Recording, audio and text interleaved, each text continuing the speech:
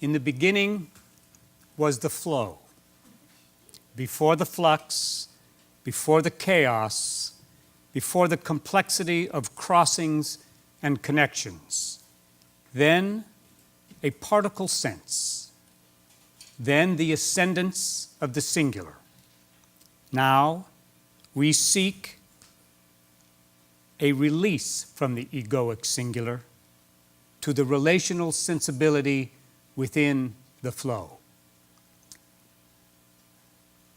In the dark, in the silence, in the cessation of external sensation, it appears. What is it that appears? The human spirit. Spirit as an aspect of self. I begin by describing the triple-helix model. Based on the triple helix of the collagen molecule, a structure which provides great strength and plasticity and also acts as a conduit for flow and information in the human body. We take the overused conceptual model of body, mind, spirit and recreate it as a functional model, body, mind, spirit. The three strands of the self, interwoven firmly yet flexibly. Either strand aberrated, you have an aberrated self. We most understand this related to body in medical, clinical, health and wellness. In mind, despite our inability to pin down or define consciousness, in neurology and cognitive science, which are both greatly enhanced by dialogue with meditators, most notably the Dalai Lama in the Mind Life Institute. Our least defined and articulated strand is spirit as aspect of self. We mostly know spirit through religion and other faith and belief systems, which may have produced wonder, profundity, and good, but also conflict and confusion. We three, Anthony, Bryant, and myself, represent this triple helix. Anthony, a true thetanaut, pushing the boundaries of consciousness in an often radical direction. Bryant, whom you just heard insightfully showing us the energetic subtext of mind, brain waves, and especially the theta wave, with its clinical, therapeutic, mystical, and magical possibilities. The three of us, hopefully, going beyond relaxation, inspiration, insight, to hope. The spirit strand is the binding strand. It is about connectedness, resonance, buoyancy, and becoming. We live in a world of becoming, which is open and in which cracks and fissures run through every meta-narrative, dogmatic structure, or final perspective. It is within these cracks, in the interstitium, that one enters in the float tank. This becoming questions unquestioning beliefs and humanity's break with nature. The link between humanity and nature seems to be broken. This link, which we intuit in the float tank, must become an object of belief. This, in part, is the function of spirit. Due to resonances and vibrations that fall beneath the threshold of attention, we see our potential sensitivity to the world exceed the range of sensory experience. This experience itself opens to a flux in which past and present fold or flow into an open-ended future. In the float experience is a radically immanent experience of the now, which is open and flexible enough to view the transcendent. Thus, it becomes a bridge between a higher reality and a broader perception. And as one's perception shifts and opens, it begins to deconstruct the power structures which limit our perception and thus limit our spirit. In sensation, a spatio-temporal association of sensations is established. Then it is emplaced in an interwoven network where it turns into an impression.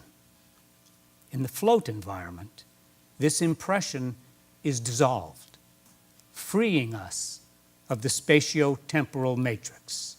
We are out of time, out of space, right hemisphere dominant, and set on a theta wave-fueled exploration of the transpersonal.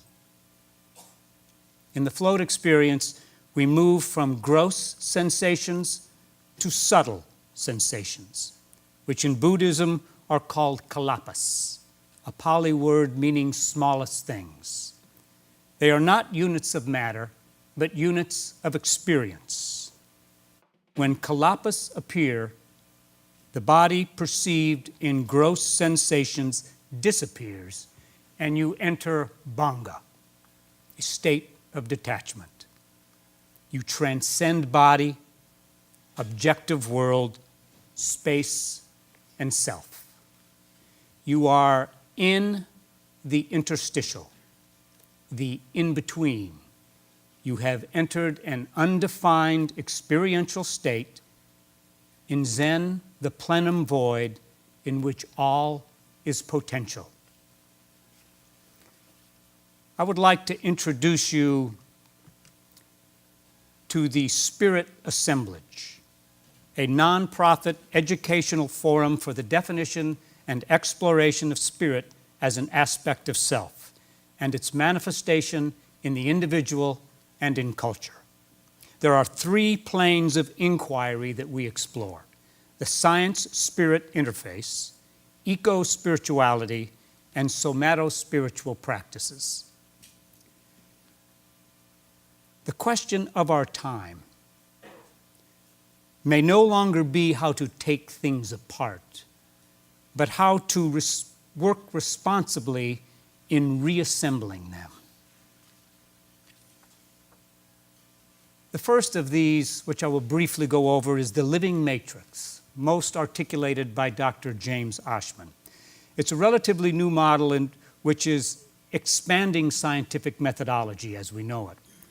And essentially from nuclear proteins through the cytoscalar proteins, through the integrin transmembrane proteins, to the extracellular matrix proteins, to the collagen matrix, to the skin surface, we are interconnected, adhesively protein connected.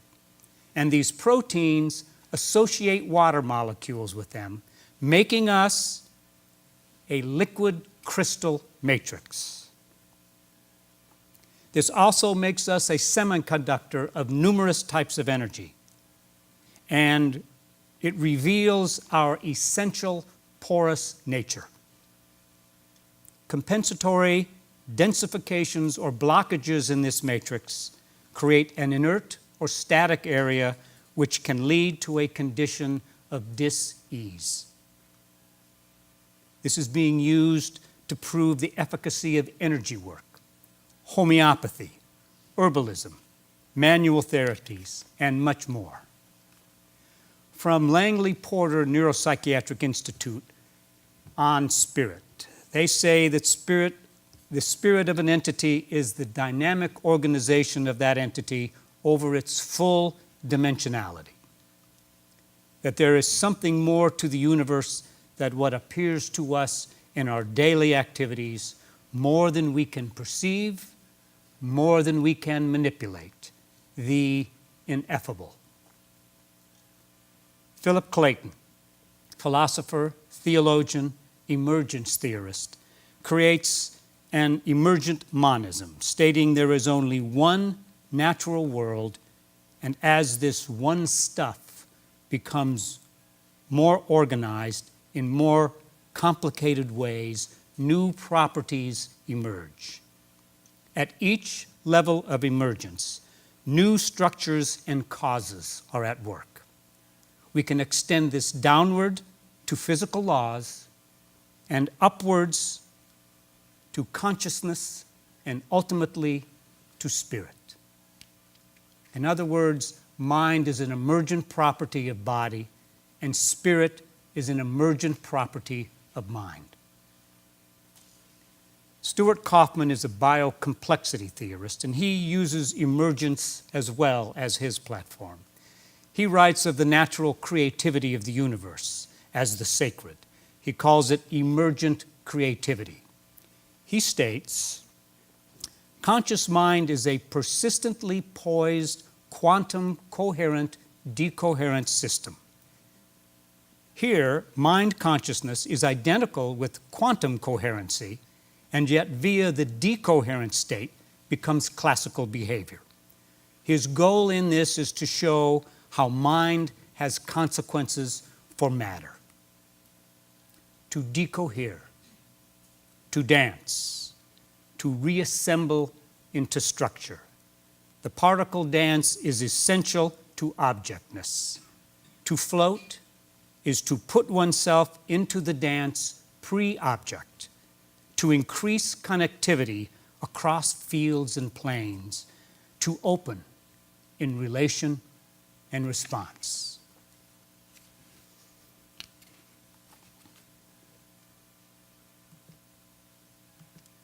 Eco-spirituality. We have the ability to think outside of nature, but I think it is nature doing the thinking. We are beings with the capacity to feel comprehensive compassion. This is in part a function of the spirit, as is the refinement of ethics as ethos, to be in as to dwell. In the float tank, we experience a fluidity of boundaries and edges. We feel the breakdown between inner and outer, self and other. We learn to dwell in more ease. We are embedded in the world. Merleau-Ponty states we are the flesh of the world. This means we sense because we are of the sensible itself. Within this unceasing sensing, it is vital that we become still, that we reflect, meditate, float, to subvert our privileged boundaries between human and non-human, and to increase the perspective of our innate connectedness. Must we not attempt a theology of opening, a thetaology, wherein a mantra of leaves, a poetics of water, celebrate a mind of wind and a body of earth? Somato-spiritual practices. We need reasons to believe in this world.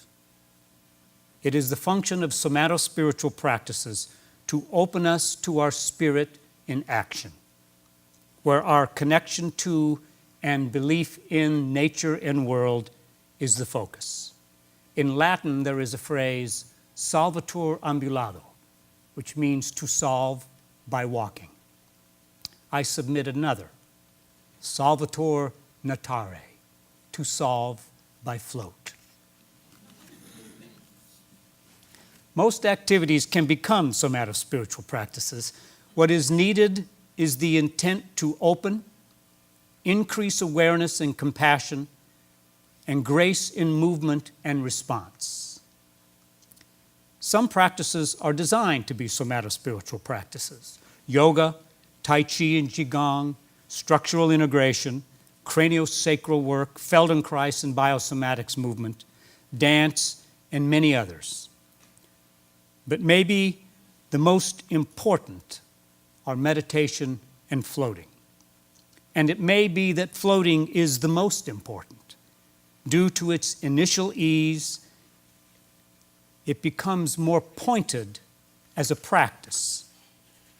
But the ease of flow into alpha and into theta, and thus into spirit, is less effortful and more efficient. What may be most important about somato-spiritual practices is their crossover to other activities, with the possibly naive hope that business, finance, political, religious, and other primary activities of culture will be affected. May we all float, and in the water ease of cellular reflection, thought becomes image, becomes awareness, becomes abstraction, becomes wave, becomes spirit, which may change us.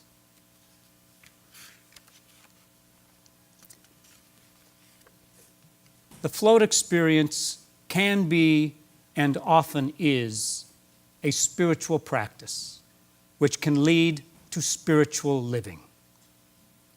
One of the aims of this practice, in its widest sense, is to address the fragmentation and alienation which haunts existence, and through sustained practice, come to realize a different, more integrated way of being in the world.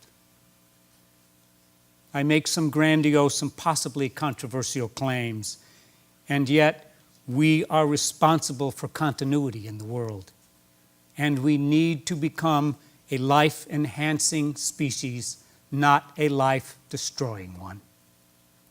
And the float experience, as simple and as profound as it is, allows us to experience that continuity, that connectedness.